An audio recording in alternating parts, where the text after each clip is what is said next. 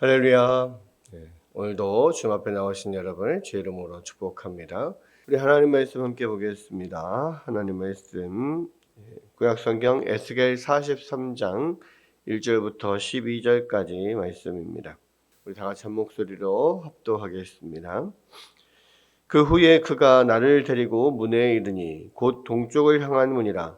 이스라엘 하나님의 영광이 동쪽에서부터 오는데 하나님의 음성이 많은 물소리 같고 땅은 그 영광으로 말미암아 빛나니 그 모양이 내가 본 환상 곧 전에 성읍을 멸하러 올 때에 보던 환상 같고 그 발 강가에서 보던 환상과도 같기로 내가 곧 얼굴을 땅에 대고 엎드렸더니 여호와의 영광이 동문을 통하여 성전으로 들어가고 영이 나를 들어 데리고 안뜰에 들어가시기로 내가 보니 여호와의 영광이 성전에 가득하더라. 성전에서 내게 하는 말을 내가 듣고 있을 때에 어떤 사람이 내 곁에 서 있더라. 그가 내게 이르되 인자야 이는 내 보좌의 처소 내 발을 두는 처소 내가 이스라엘 족속 가운데 영원히 있을 곳이라. 이스라엘 족속 곧 그들과 그들의 왕들이 음행하며 그 죽은 왕들의 시체로 다시는 내 거룩한 이름을 더럽히지 아니하리라.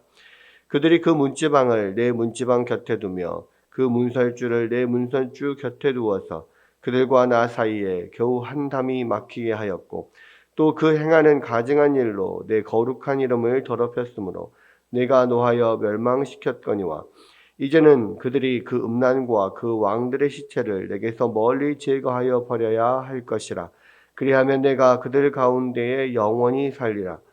인자야 너는 이 성전을 이스라엘 족속에게 보여서 그들이 자기의 죄악을 부끄러워하고 그 형상을 측량하게 하라.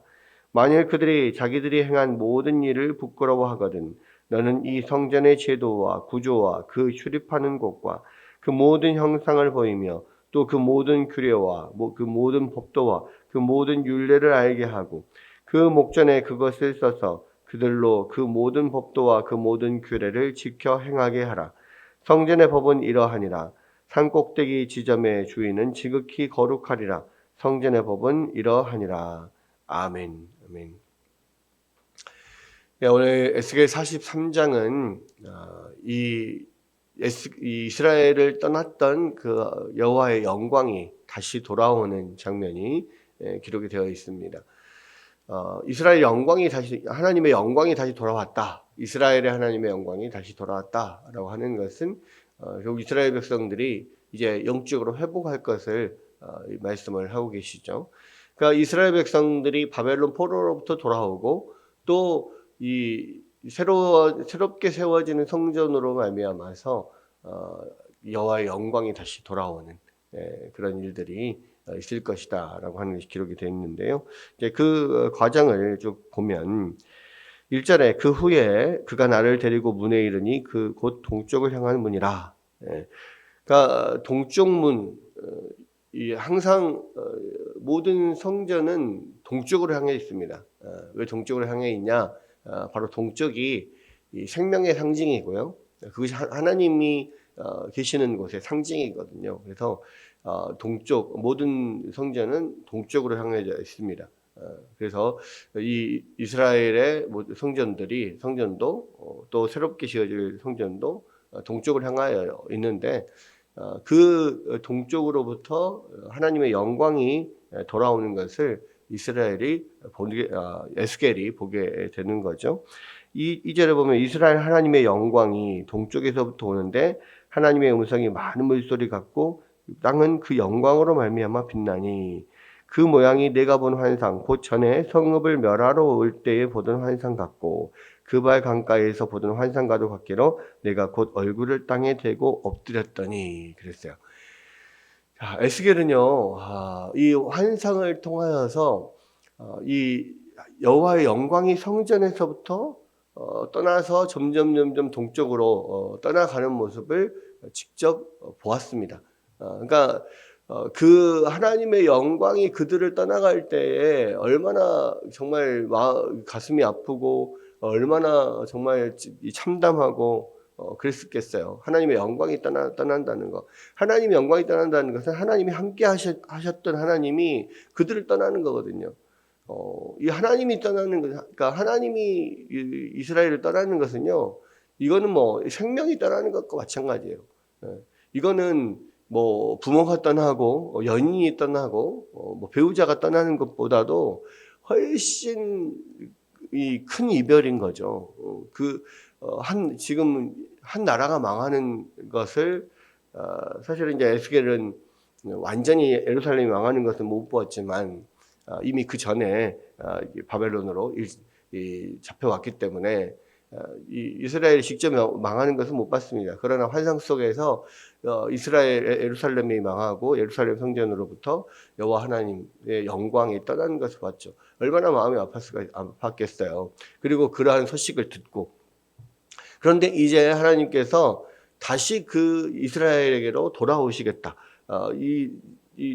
새롭게 하나님께서 보여준 그 성전을 통하여서 하나님께서 이 동쪽에서부터 그 하나님의 영광이 다시 이 성전으로 돌아오는 것을 직접 목격을 합니다. 얼마나 마음이 뭐 기쁘고 환희에 가득 찰까요? 정말 그 하나님의 영광이 떠나갔을 때의 그 미어졌던 마음, 가슴 아팠던 그 마음이 이제 다시 돌아올 때 더 배로 기쁘고 또 그것으로 인하여서 이 영광이 넘치고 하나님의 기쁨이 넘치는 그런 것들. 예스겔 선지자는 환상을 통해서 그러한 하나님이 영광이 떠나는 것도 보고 하나님의 영광이 다시 돌아오는 것도 보는 그런 정말 영광스러운 그런 또 선지자로서 그런 일들을 겪은 거죠. 그런데 그 하나님의 영광이 임한다는 것은요, 정말 기쁘고 너무너무 환희에 넘치는 일이지만 또 한편으로는 두렵고 떨리는 일이에요. 왜냐하면 이 죄 가운데 살고 있는 이 모든 죄인들은 하나님의 거룩하심 앞에 서 있을 수가 없거든요. 그러니까 본질적으로 제가 늘 그런 이야기를 하지만 우리가 거룩하신 하나님 앞에 선다는 것은, 그 앞에 선다는 것은 마치 산소가 가득 찬 이 방 안에 불씨를 들고 들어오는 것과 똑같다고. 들어오자마자 그냥 그냥 이것은 그냥 펑 터지는 것은 불이 나는 것은 너무 자연적인 현상인 것처럼 거룩하신 하나님 앞에 죄가 있는 인간이 그 앞에 그 하나님을 만나는 것은 죽을 수밖에 없다는 말이에요. 죽을 수밖에 없는 그런 엄청난 일인 거예요. 그러니까 그 하나님의 영광 앞에 서는 사람들은 다 엎드러질 수밖에 없어요. 거의 죽은 것 같이 될 수밖에 없다고요. 어쨌든 하나님의 영광 앞에 선다는 것은 정말 환희 넘치는 일이기도 하지만 죽을 것 같이 두려운 일이기도 하고 두렵고 떨리는 일입니다. 그래서 그 앞에 그 영광 앞에 지금 에스겔도 얼굴에 땅을 대고 엎드렸죠. 그리고 이 하나님의 영광이 임한다는 것은 여기서 보면 항상 그 밝은 빛으로 하나님이 임재하시고, 그러니까 이 어떤 영광이라고 하는 건 밝은 빛이죠. 하나님의 어떤 상징, 임재의 상징은요, 그런 엄청나게 밝은 빛으로 그렇게 보여집니다. 그리고 또 하나 빛과 함께 하나님의 음성이 들리는데 그 음성이 많은 물소리와 같다 그랬습니다. 이 많은 물소리는요, 마치 엄청나게 큰 그 폭포가 위에서부터 막 쏟아져 내릴 때 막 지축을 울리잖아요. 두두두두 멀리서부터 엄청 큰 폭포, 나이아가라 폭포 이런 큰 폭포들 가면 멀리서부터 막 물이 떨어지는 소리가 막 땅을 울리면서 들립니다. 두두두두두두두두. 그럼 가까이 가면 제가 예전에 캐나다를 한번 간 적이 있었는데 이 캐나다 쪽에 있는 나이아가라 폭포에 간 적이 있어요. 그 나이아가라 폭포가 있는 그 동네만 들어가도 멀리서도 떨어지는 그 물이 떨어지는 소리가 들립니다. 근데 그 나이아가라 폭포 가까이에 떨어지는 그 물 밑에까지 배를 타고 갔다가 돌아오는 그런 관광 코스가 있거든요. 근데 그 갈 때 우위를 완전히 다 뒤집어 쓰고 갑니다. 그러면 그 밑에 가까이 가면요. 물이 막 푹 떨어지는데 뭐 아예 밑에까지는 못 가죠. 그래도 최대한 가까이 갈 만큼 가면 이게 물이 막 떨어지는데 그 주변 조금만 근처만 가도 이게 뭐 그 떨어지는 물이 튀어 올라서 완전히 막 물안개가 이렇게 막 이렇게 있고 막 오만 천지에서 그냥 물이 막 튀어요. 막 이렇게. 엄청난 막 그게 이 물이 막 튀어서 막 확 막 쏟아지는데 이게 뭐 물 맞는 것도 아니에요. 그냥 그 저 앞에 있는데 그 근처에만 가도 막 온 천지에서 이렇게 튀는 막 물들이 막 소나기처럼 막 뭐 온 사방에서 막 이렇게 들어와요. 그러니까 완전히 쫄딱 완전히 옴싹 젖는 거죠. 그리고 소리가 얼마나 큰지 이게 막 우악 떨어지는데 옆에 가까이 있는 사람하고 이야기하는 말소리도 잘 안 들릴 정도로 엄청나게 큰 소리가 납니다. 그러니까 그만큼의 어떤 웅장한 그것들을 한번 경험을 해보면 이 하나님의 많은 물소리 같은 하나님의 음성이 얼마나 막 크고 막 웅장한지 전율스러운지 이런 것들을 아마 이렇게 느끼게 될 거예요. 그런 경험이 한 번씩 있으면 이런 면들이 이 하나님의 음성이 많은 물소리 같다는 것이 이런 거구나. 이렇게 좀 경험할 수 있을 것 같습니다. 근데 어쨌거나 하나님의 음성이 항상 그 하나님의 영광과 함께 하나님이 임재하는 곳에 들리죠. 근데 이것은요 한편으로 또 이런 것들을 생각할 수가 있어요. 그러니까 하나님의 영광이 임한다. 하나님의 임재는 우리 눈에 보이게 그렇게 막 밝은 빛으로 임재하시지만 항상 그 앞에 많은 물소리와 같은 하나님의 음성이 있어요. 이것은 또 지금도 여전히 하나님의 그런 말씀이 정말 폭포수처럼 쏟아지는 하나님의 영광이 임하는 곳에는요. 하나님의 말씀이 그렇게 폭포수처럼 쏟아질 때 하나님의 영광이 또 임하는 겁니다. 그런 면에 있어서 우리가 하나님을 뵙기를 원합니다. 하나님의 영광을 보기를 원합니다. 그러는데 이 하나님의 영광을 배울 수 있는 또 한 가지 방법이 뭐냐? 하나님의 말씀이 나에게 폭포수처럼 쏟아질 때 이때 우리가 하나님의 영광, 하나님 임재 가운데로 또 들어갈 수 있습니다. 하나님을 그 말씀 안에서 만날 수가 있다는 것을 우리가 생각할 필요가 있고요. 그렇게 해서 이제 하나님 앞에 엎드렸더니 하나님의 영광이 동문을 통하여서 성전으로 훅 들어가는 것을 봅니다. 이렇게 엎드려 하나님의 영광의 빛이 확 들어가는 것을 보고 그것을 이제 5절에 보니까 영이 나를 들어서 데리고 안뜰로 들어가시기로 내가 보니 여호와의 영광이 성전에 가득하더라. 그래서 그 하나님의 영광이 동문을 통하여서 이 성전으로 들어가는 거 들어가서 하나님의 영광이 성전 안에 가득한 것을 이 에스겔 선지자가 보는 거죠. 자, 그러면서 성전에서 내게 하는 말을 내가 듣고 있을 때 어떤 사람이 내 곁에 서 있더라. 그가 내게 이르시되 인자야 이는 내 보좌의 처소 내 발을 두는 처소 내가 이스라엘 족속 가운데서 영원히 있을 것이라.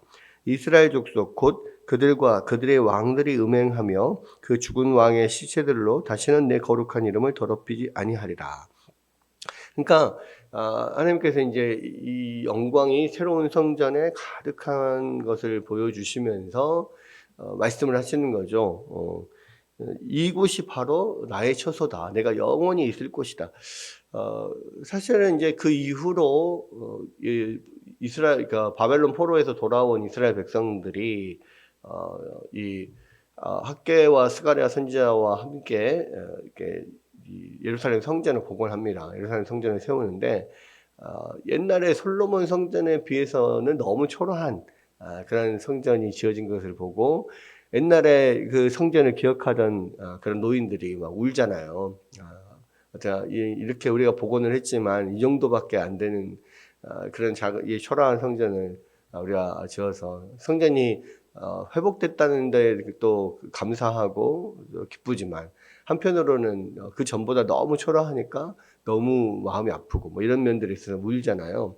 근데 그런 그 역사 속에서 실제로 세워졌던 그 성전, 그리고 나중에 이제 헤로드 왕 때 세워지는 성전은 뭐 크게 이렇게 세워지지만 결국은 그런 것들이 다 어떻게 됩니까? 로마에 의해서 다 무너지잖아요. 돌 위에 돌 하나 남지 않도록 완전히 다 무너질 것이다. 예수님께서 말씀하셨잖아요. 그러면 하나님께서 이 새롭게 지어진 성전에 하나님이 영원히 거하시겠다 했는데 그건 뭐냐라고 생각을 할 수가 있죠. 그러니까 결국은 그것은 인간의 손으로 지어지는 그 성전이 아니라 예수 그리스도를 통하여서 세워지는 영적인 성전, 영적인 성전인 우리 교회를 말하죠. 이 교회에는 예수님께서 그렇게 말씀하셨죠.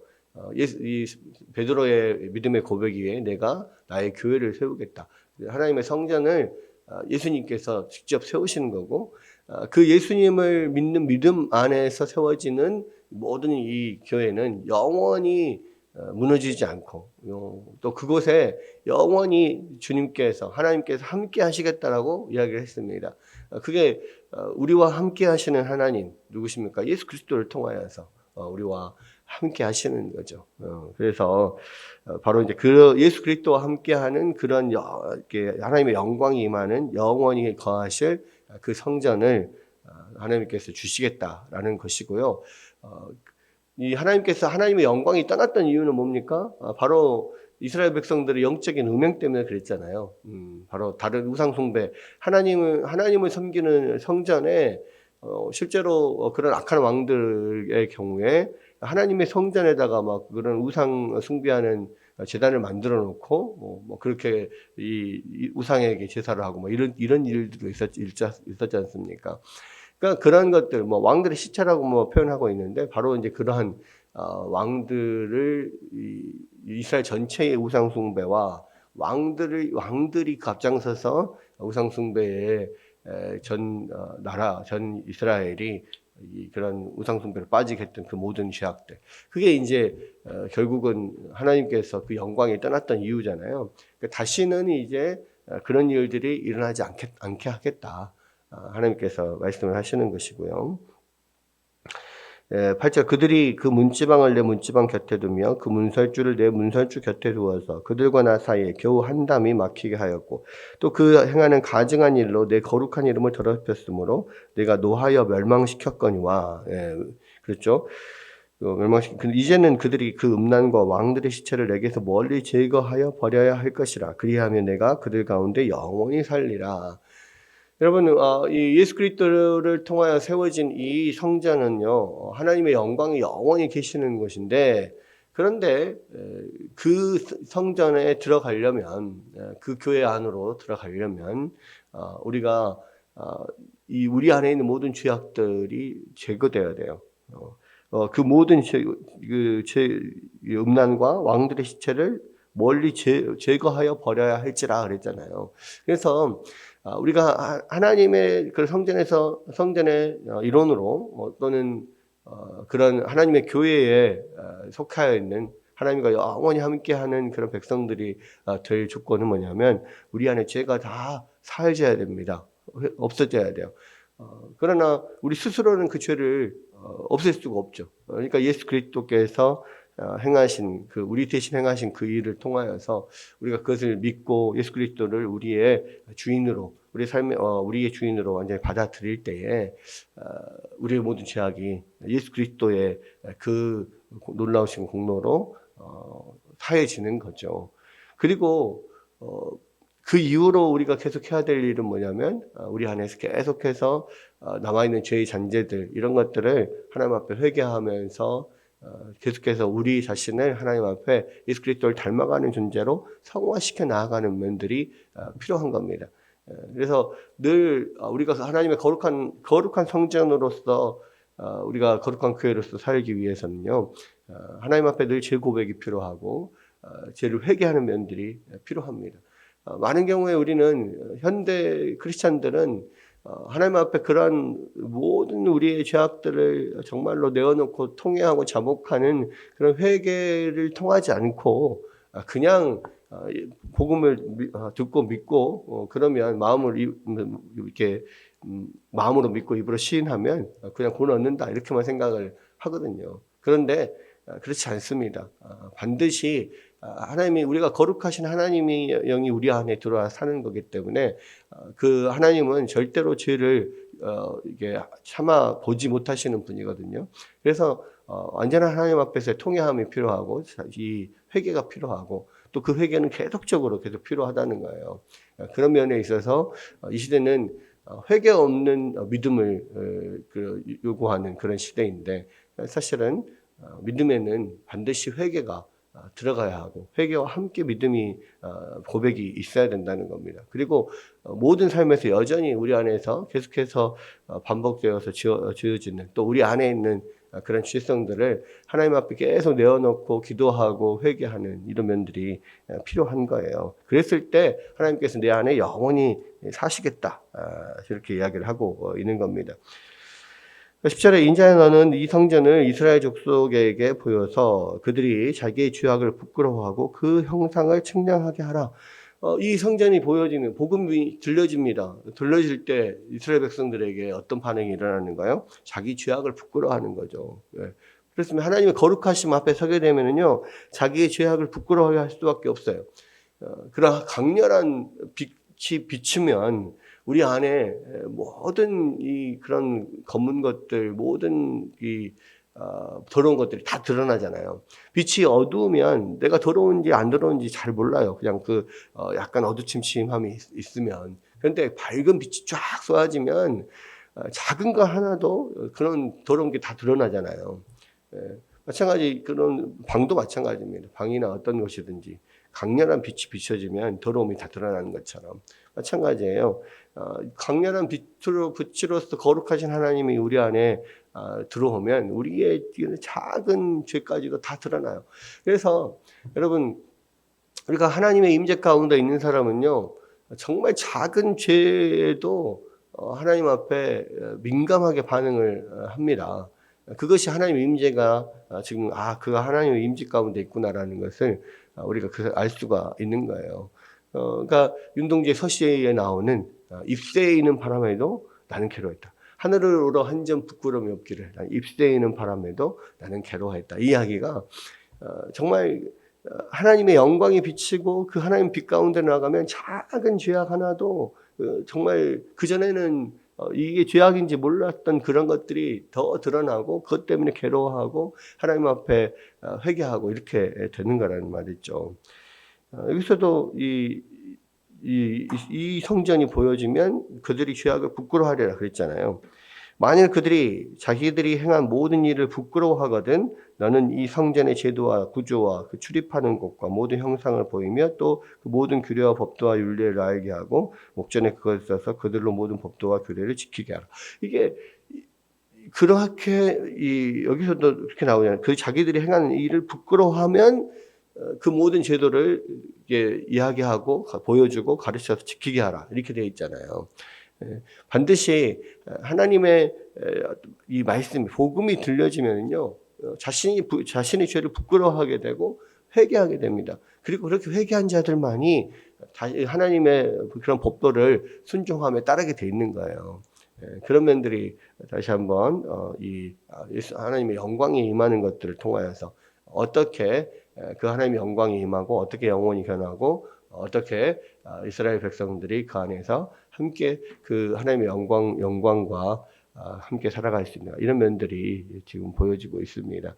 다시 한번 하나님의 영광이 우리 가운데 임하기를 원하시면 여러분 하나님 앞에 철저하게 회개하고 그 하나님의 말씀 붙잡고 순종하며 그 주님의 영광과 함께 또 주님의 그런 영과 함께 살아갈 수 있기를 바랍니다. 이 시간 이 말씀 생각하면서 다시 한번 주의 말씀을 붙잡고 또 주님 앞에 회개하며 또 나아가기를 또 주의 영광의 임재를 사모하는 마음으로 또 나아가기를 또 주 예수 그리스도의 이름으로 축원합니다.